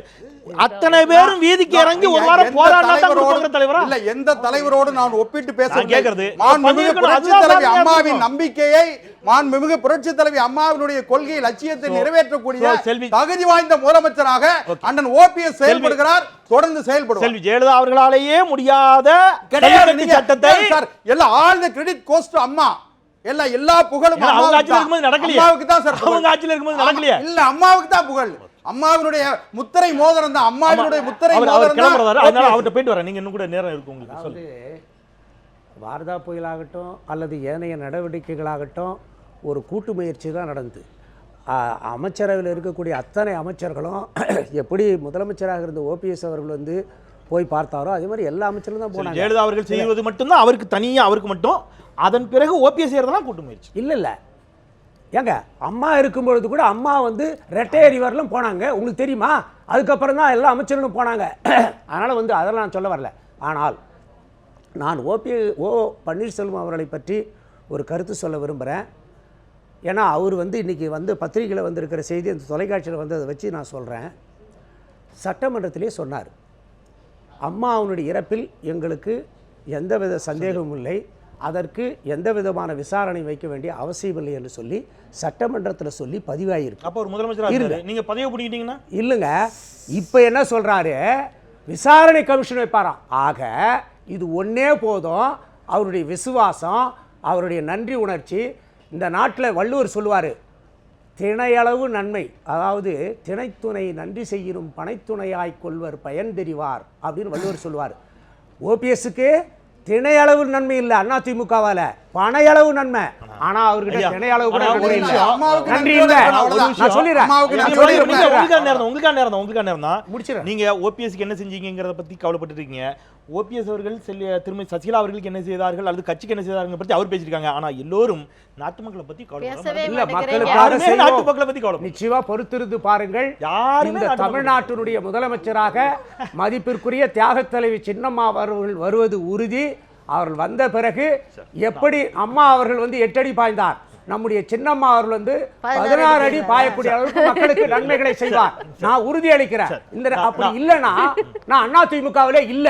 இன்னைக்கு சொல்றேன், அம்மாவை விட சின்னம்மா அவர்கள் அவருடைய புகழ, அவருடைய பெருமையை, அவருடைய வரலாற்றை மிக சிறப்பாக கொண்டு செல்ல இருக்கிறார்கள். அதற்கான திட்டங்கள் வரத்தான் போகிறது.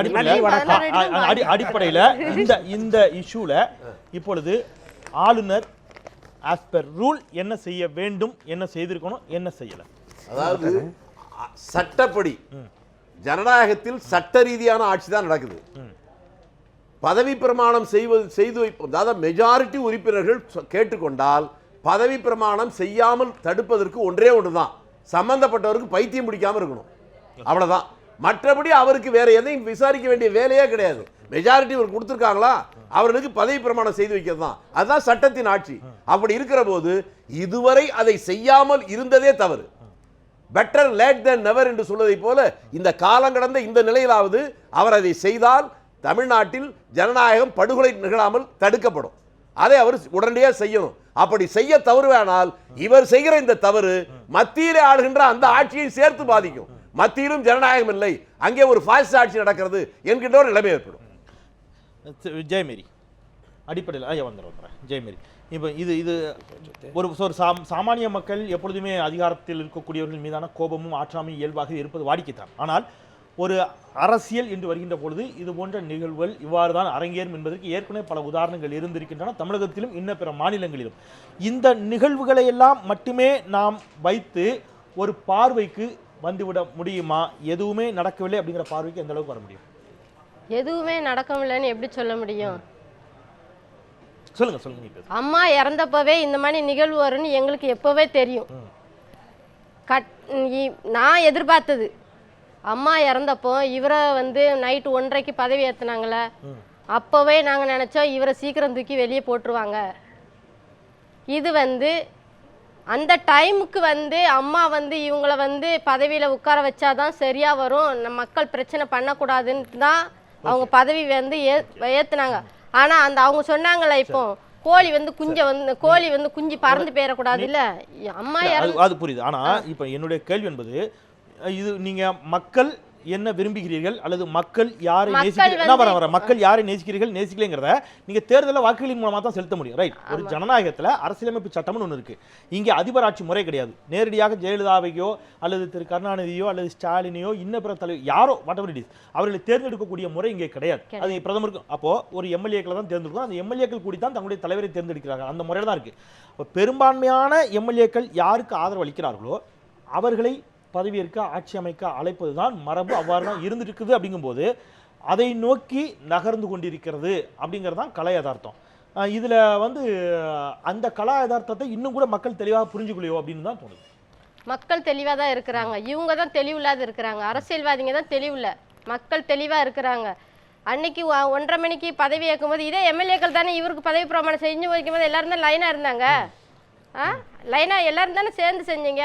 அவர் செஞ்ச பிறகு அவர் பதவி பிரமாணம் செஞ்சு வச்ச பிறகு கரெக்டா தானே போயிட்டு இருந்தது. இதுல உங்களுக்கு என்ன ப்ராப்ளம் வந்ததுன்னு இப்ப நீங்க திருப்பி அவரை ராஜினாமா பண்ண சொல்றீங்க. பண்ண சொல்லி இப்ப வெளியேற்றுறதுக்கு என்ன காரணம்? அப்போ நீங்க மக்களை யோசிக்கல, உங்களுடைய பதவி தான் வேணும்னு நீங்க யோசிக்கிறீங்க. மக்களை அவங்க கரெக்டா கொண்டு போனா நீங்க சேர்ந்து செய்ய வேண்டியதானே எல்லாருமே. அவர்கள் ஏன் நீங்களே பதவி பிரமாண வச்சுகள் சிறப்பாக செய்வார் என்ற நம்பிக்கையில் தானே கொடுத்தீர்கள் அப்படிங்கிற கேள்வி வைக்கிறீங்க. அவங்க இன்னொரு பக்கம் எதிர்கேள்வி கேட்கறாங்க, என்னை விட சிறப்பா நீங்க தான் செயல்படுவீங்க, நீங்க தானே ஒரு டைம் சொன்னீங்க, இப்ப ஏன் நாங்க கேட்கும்போது எங்க கிட்ட தர மாட்டேங்கிறீங்கன்னு அவங்க சொல்றாங்க. அது அவருடைய பெருந்தன்மை. அப்பா சொல்லிருக்கலாம் எனக்கு அந்த பதவி வேணாம், இப்ப அந்த பெருந்தன்மை இல்லைன்னு எடுத்துக்க முடியுமாங்கிறதா கேள்வி. சொல்லுங்க அதானே சுருக்கமா நிறைவு. அதாவது அனைத்து இந்திய அண்ணா திராவிட முன்னேற்ற கழகத்தினுடைய பொதுச் செயலாளர் மாண்புமிகு புரட்சித் தலைவி அம்மா அவர்கள் என்ன நோக்கத்திற்காக அண்ணன் ஓபிஎஸ் முதலமைச்சராக 2 முறை பதவி கொடுத்து எந்த நம்பிக்கையின் அடிப்படையில் கொடுத்தாங்களோ அந்த நம்பிக்கையை காப்பாற்றி இருக்கிறார். அந்த நம்பிக்கை, அந்த 2 முறை அவர் நடந்து கொண்ட நம்பிக்கை, நாணயம், விசுவாசத்தை தொடர்ந்து தான் 3வது முறையும் அம்மாவுக்கு பிறகும் கூட நீங்கள் பதவி கொடுத்தாங்க. அது அனைத்து இந்திய அண்ணா திராவிட முன்னேற்ற கழகம் கொடுத்தது. நீங்கள் ஒரே ஒரு விஷயம் என்னன்னு கேட்டிங்கன்னா, மரியாதைக்குரிய பேராசிரியர் தீரன் இருக்கும்போது கூட ஒரு வார்த்தை சொன்னாங்க, என்டிஆர் பாஸ்கர் ராவ்னார். நான் என்ன சொல்கிறேன், என்டிஆருக்கு பிறகு பாஸ்கர் ராவ் வந்தார்னு வச்சுக்கிடுங்க. என்டிஆர் யாரு நீங்கள் அதை சொல்லுங்க. இன்னும் கூட உங்களுக்கு பெரிய ராஜ விசுவாசம் சொல்றாரு. அம்மாவுக்கு தான் சார் விசுவாசம். அனைத்து இந்திய அண்ணா திராவிட முன்னேற்ற கழகம் என்பதே மாண்புமிகு புரட்சி தலைவி அம்மா தான் முகவரி, அடையாளம். அம்மாவிற்கு அண்ணன் ஓபிஎஸ் அவர்கள் நேற்றைக்கும் விசுவாசமாக இருந்தார், இன்றைக்கும் இருக்கிறார், நாளையும் இருப்பார், ஆயுள் இருக்கிற வரைக்கும் இருப்பார். நான் ஒண்ணே கேளுங்க, இதுவரை இல்ல சார், என்னைக்காவது இதுவரைக்கும் இல்ல, இன்னைக்கு வரைக்கும் சொல்றேன், இன்னைக்கு வரைக்கும் அம்மா அவர்கள், மாண்புமிகு புரட்சி தலைவி அம்மா அவர்கள் அண்ணன் ஓபிஎஸ் அவர்கள் மீது எந்த கட்டத்திலும் அவர்கள் கடுமையாக நடந்து கொண்டதில்லை. அவர் மீது சந்தேகம். எனக்கு ஒரு சின்ன சந்தேகம் சார். சொல்லுங்க. ஓபிஎஸ் திறமையான நிர்வாகி, நல்லவர், திறமையானவர். அப்புறம் ஏன் செல்வி ஜெயலலிதா அவர்கள் திருப்பி அவர்கிட்ட இருந்து பதவி வாங்கினாங்க? இன்னொரு விஷயம், அதெல்லாம் வந்து அது வந்து கட்சி தலைமையினுடைய விருப்பம். எது கட்சி தலைமைங்கிறது யாரு? இல்ல, எல்லா கட்சி தலைமைங்கிறது யாரு? கட்சி தலைமை பொது அம்மா. என்னுடைய கேள்வி என்பது கட்சி கட்டுப்பாட்டு அப்படின்னு சொன்னீங்க. அன்றைக்கு கட்சியினுடைய பொதுச் செயலாளர் செல்வி ஜெயலலிதா அவர்கள், ரைட்? அந்த பொதுச் செயலாளர் கட்டளையிடுகிறார், நீங்கள் பதவி விலகுங்கள், மீண்டும் நான் வந்து பொறுப்பேற்கணுங்கிறாங்க. உடனே பதவி விலகிறாரு, அவங்க பொறுப்பேற்றுக்கிறாங்க. அதன் பிறகுதான் ஆர்கே நகரிலிருந்து போட்டிட்டு வெற்றி பெறுகிறாங்க, ரைட்? இப்ப கட்சியினுடைய பொதுச் செயலாளரை தேர்ந்தெடுத்து முன்மொழிந்து அவரை பொதுச் செயலாளராக நியமித்து அந்த கடிதத்தை அழைத்து அவர் வீட்டில் சென்று நீங்கள் தான் பொதுச் செயலாளர் என்று சொன்னவர் இதே மாண்புமிகு ஓ பன்னீர்செல்வம் அவர்கள். நிச்சயமா. இப்ப அந்த பொதுச் செயலாளருடைய கட்டளைக்கு ஏன் கட்டுப்பட மறுக்கிறார்?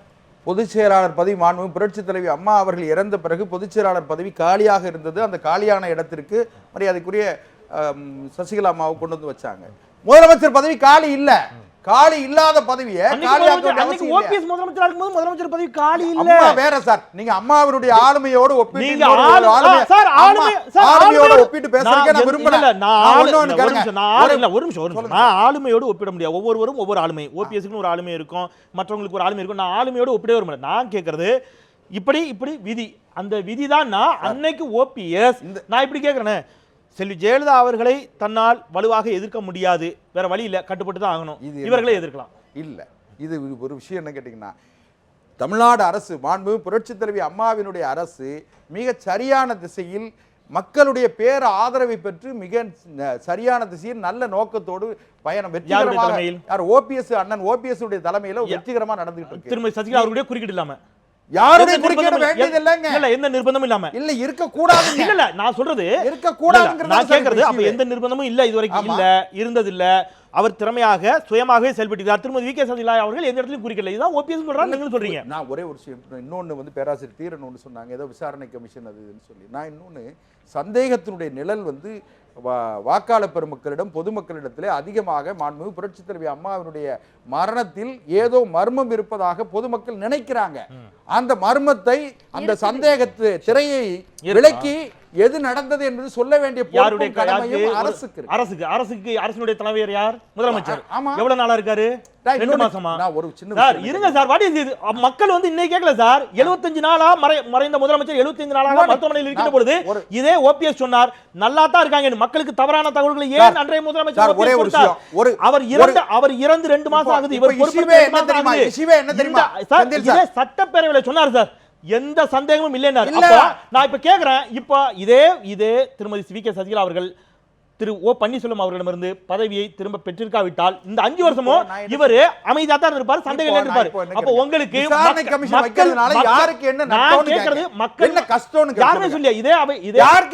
இதே அவையில நேற்று ஆவடிக்குமார் விசாரணை கமிஷனை வரவேற்கிறோம், நல்லதுன்ட்டார். ஆனா அவர் ஒரு கேள்வி கேட்கிறார், இந்த விசாரணை கமிஷனை ஏன் முதலே அமைக்கல? இவர் பதவியை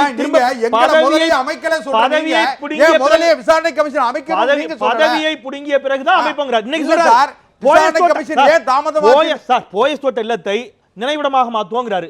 2 மாசத்துக்கு முன்னாடி சொல்லிருக்கீங்க, பொதுமக்களுடைய விருப்பம். ஏன் சொல்ல 2 மாசத்துக்கு முன்னாடி பொதுமக்கள் விருப்பத்தை எனக்கு பதவி போனதுக்கு அப்புறம் தான் நான் நிறைவேற்றுவேன். நான் ஒண்ணே சொல்றேன், எனக்கு பதவி இருந்தா நான் நிறைவேற்றிருக்க மாட்டேன். பொதுமக்கள் விருப்பத்தை பொதுமக்கள் விரும்புகிற ஒரு செயலை அதுதான் சார், என் பதவி இருக்கும்போது அதை செய்யுங்க சார். 64 பெரிய விஷயமா சார்? சார் என் பதவி இருக்கும்போது ஏன் செய்யல? நான் என்னுடைய கேள்வி பதவி simple. இருக்குல்ல சார் அவருக்கு? இப்ப காபந்து முதலமைச்சர் யாரும் கிடையாது, அவர்தான் நிரந்தர முதலமைச்சர். தமிழ்நாட்டோட நிரந்தர முதலமைச்சர் யாருன்னா அண்ணன் OPS தான்.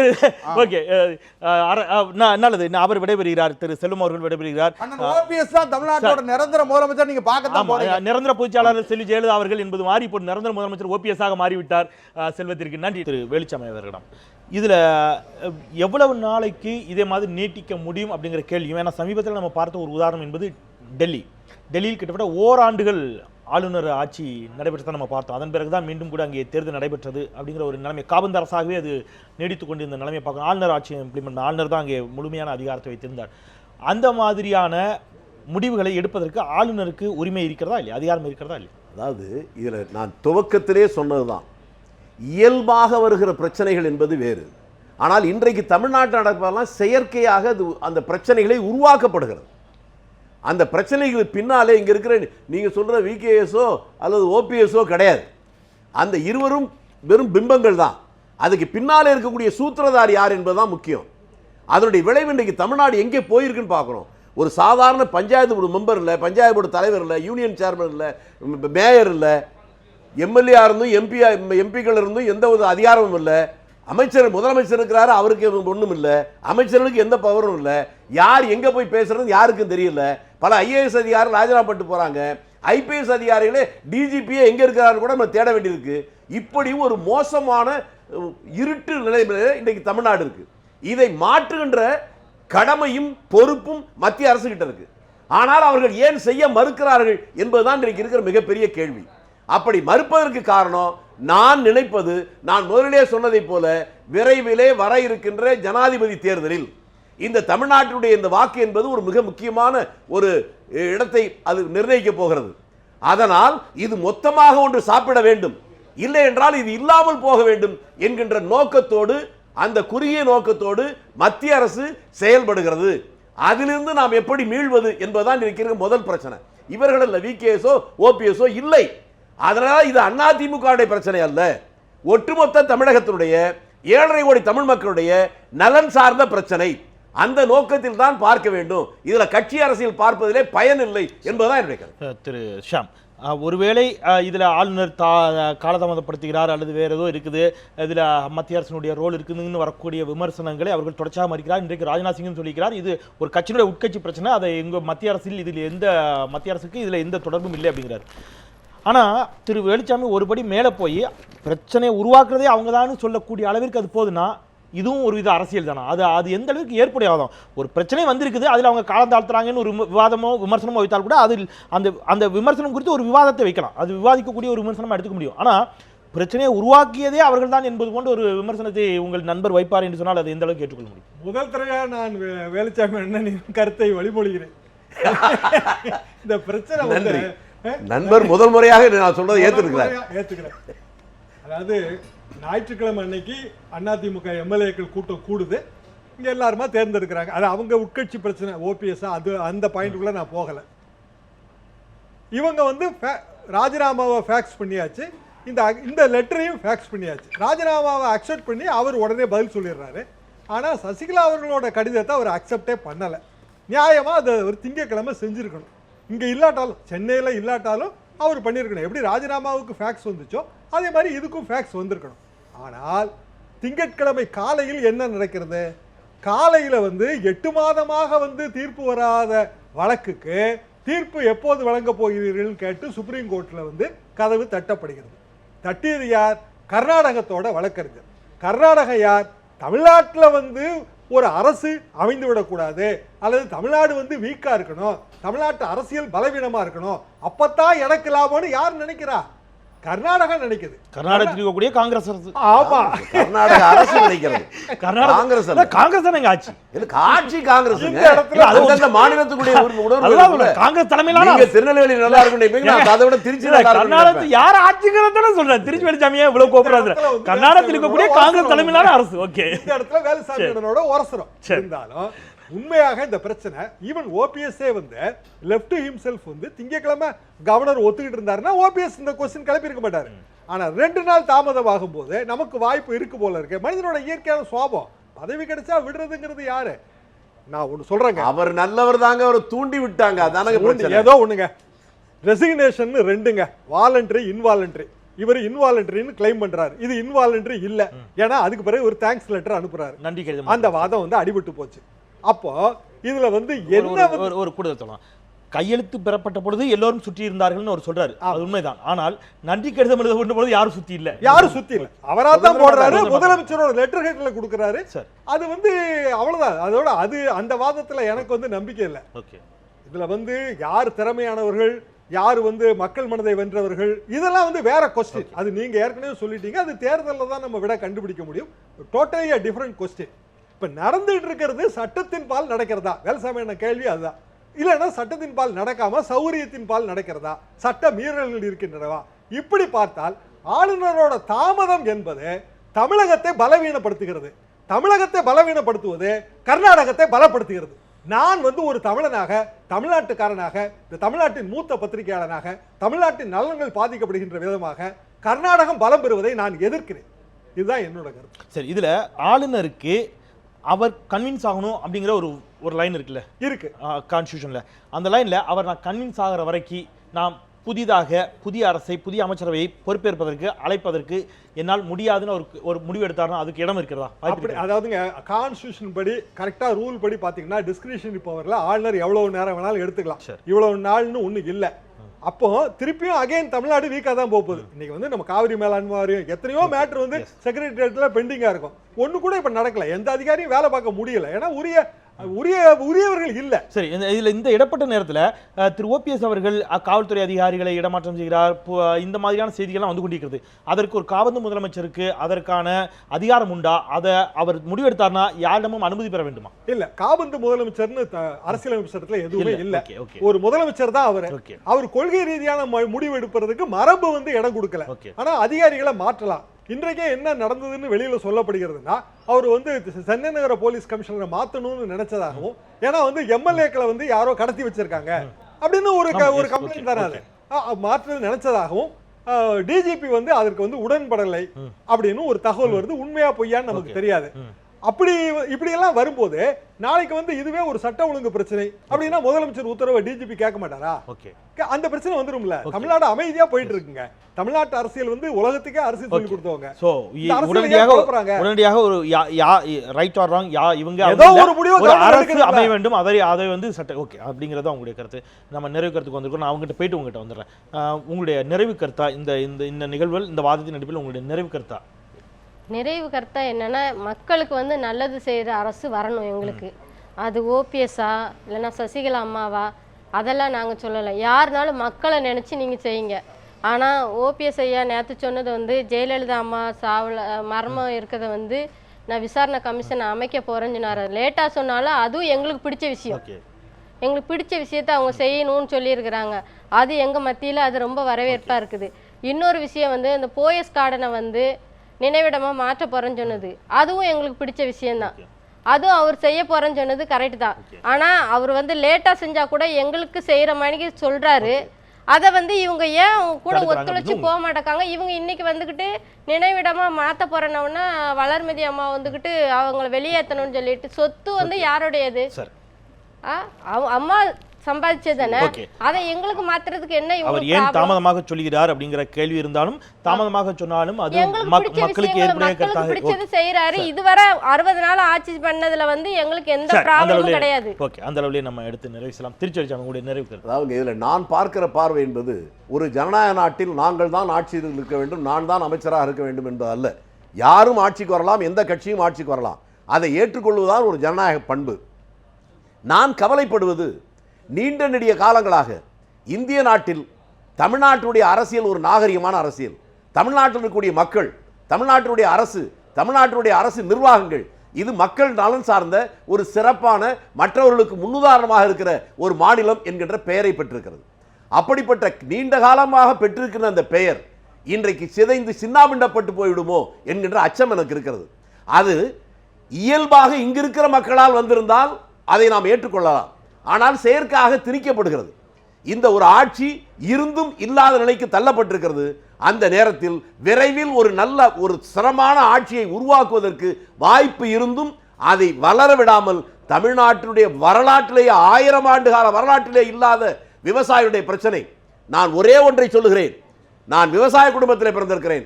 1 ஏக்கர் வைக்கோல் இந்த ஆண்டு 18,000 ரூபாய்க்கு விட்டு இருக்கிறது. எந்த காலத்திலும் ஒரு 5,000 ரூபாய்க்கு விற்றாலே அது மிகப்பெரிய பஞ்சம் என்று சொல்லப்பட்ட காலம். விவசாயிகள் அவன் விவசாயம் செய்த அந்த நிலத்திலேயே விழுந்து செத்துக் கொண்டிருக்கிறான் நூற்றுக்கணக்கான பேர். இப்படி ஆயிரக்கணக்கான கற்பனை பண்ண முடியாத பிரச்சனைகள் இருக்கிற போது ஆட்சியை நடத்த விடாத ஒரு சிரமமான ஆட்சியை வரவிடாமல் தடுக்கிற அந்த அரசியல் சதிகார சக்திகளிடமிருந்து தமிழகத்தை காப்பாற்ற வேண்டிய கடமை அரசியலை கடந்து கட்சிகளை கடந்து தமிழக மக்களுக்கு இருப்பதாக நினைக்கிறேன். சரி, நன்றி. அரங்கில் இணைந்த ஐவருக்கும் நன்றி. 2 பேர் நம்மிடமிருந்து விடைபெற்றிருக்கிறார்கள்.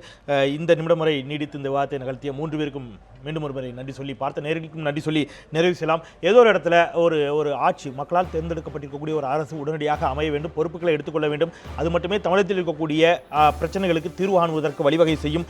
ஒரு காபந்து அரசாக ஒரு அரசு சேக்கர் கவர்மெண்டாக நீண்ட நாட்களுக்கு நீடிப்பது சரியாக இருக்காது. ஆளுநர் உடனடியாக ஒரு சரியான முடிவை எடுக்க வேண்டும் என்ற தளத்தை இவர்கள் இங்கே பதிவு செய்திருக்கிறார்கள். சட்ட ரீதியாக இருக்கக்கூடிய பார்வையாக பார்த்தாலும் கூட பெரும்பான்மையான உறுப்பினர்களுடைய ஆதரவு கடிதத்தோடு யார் இருக்கிறார்களோ அவர்களை ஆட்சி அமைக்க அழைப்பதும், அவர்களை சபையில் சட்டப்பேரவையில் தங்களுடைய பெரும்பான்மையை நிரூபிக்க சொல்வதும், அவ்வாறு பெரும்பான்மையை நிரூபித்தால் அவர்களையே அவர்களுடைய ஆட்சியை தொடர செய்வதுமே சட்ட ரீதியாக இருக்கக்கூடிய வாய்ப்புகள், மக்கள் மன்றத்தில் இருக்கக்கூடிய வாய்ப்புகளை தேர்தல் நேரமே முடிவு செய்யும் என்று சொல்லியிருக்கிறார் திரு ஷியாம். எது எப்படி ஆகினும் தமிழகத்தில் இருக்கக்கூடிய இந்த அரசியல் சூழல் தொடர்ந்து நீடிப்பது ஆரோக்கியமானதல்ல. அதற்கு விரைவில் ஒரு சுமூகமான முடிவை எட்ட வேண்டிய தேவை இருக்கிறது. ஆளுநர் விரைந்து அவ்வாறான ஒரு முடிவு எடுப்பார் என்ற நம்பிக்கையோடு நாம் நிறைவு செய்யலாம். திருமதி வி.கே. சசிகலா அவர்கள் ஆளுநரை சந்தித்து விட்டு திரும்பியிருக்கிறார். அவர் தன்னுடைய பொய் இல்லத்தில் செய்தியாளர்களை சந்திக்கக்கூடும் என்ற தகவலும் வெளியாகிறது. செய்தியாளர்கள் சந்திப்பை அவர் செய்தால் நியூஸ் ஒன் தமிழ் தொலைக்காட்சியில் அந்த நேரலையும் நாம் தொடரலாம் என்று சொல்லி நிறைவு செய்கின்றேன். மறந்து கொண்டே இருப்பது மக்களின் இயல்பு, அதை மீண்டும் மீண்டும் நினைவுபடுத்திக் கொண்டே இருப்பது எனது கடமை. மீண்டும் நாளை மற்றும் சில சமூகம் சார்ந்த பிரச்சனைகளோடு உங்களை சந்திக்கின்றேன். நான் செந்தில். இது கேள்வி நேரம். நன்றி.